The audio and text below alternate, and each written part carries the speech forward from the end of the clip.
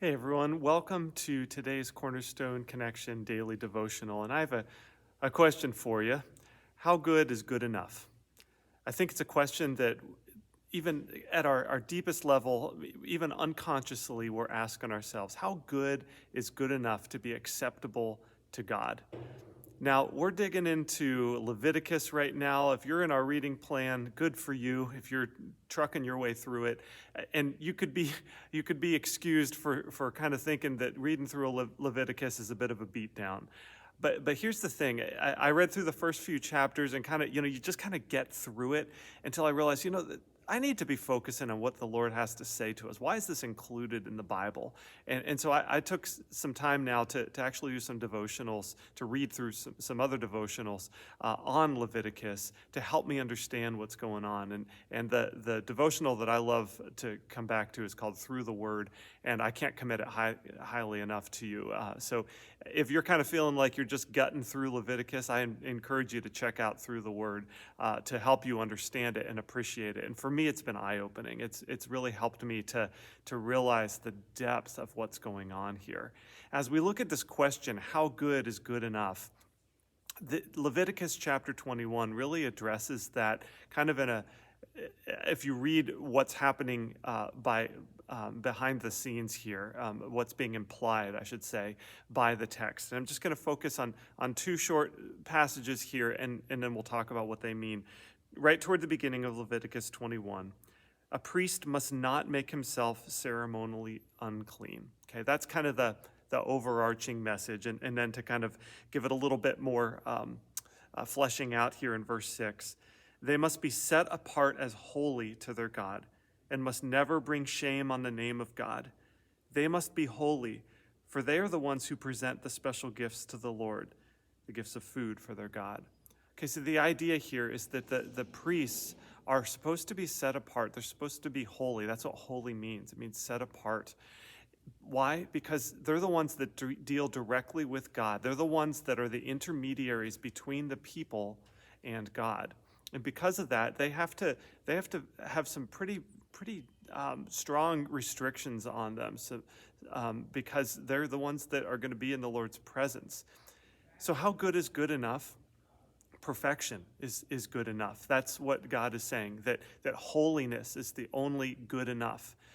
I think that one of the problems in our contemporary Christian society is that we become a little bit too comfortable with God. We become a little bit too comfortable with grace, and by extension, we lose the holiness of God, the utter reverence that we must have for the one that is perfect beyond comparison.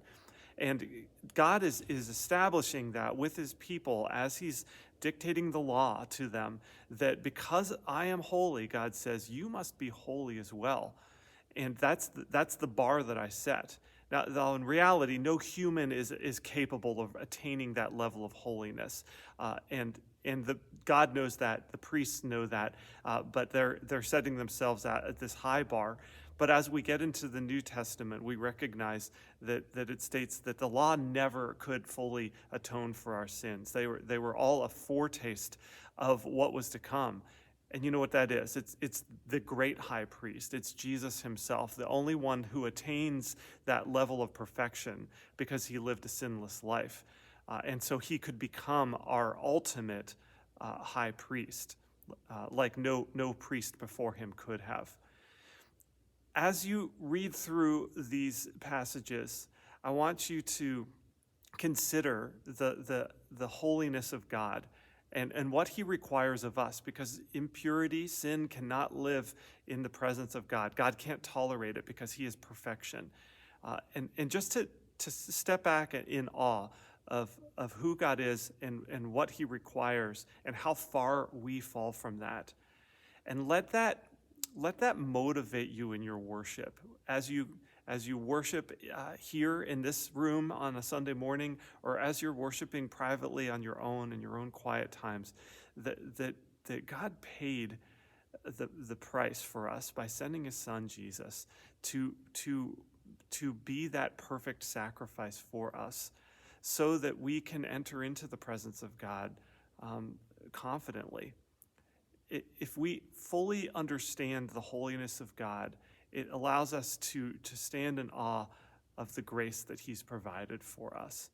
And so with that as a backdrop, read through Leviticus and be in awe of the holy God and the one that made a way for us to approach his throne with confidence through the precious blood of his Son, Jesus Christ. How good is good enough? Only pure holiness, perfection is good enough for God.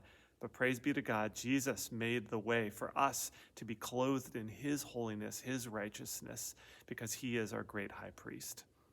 Let that encourage you and give you confidence today. We'll see you next time on the Cornerstone Connection.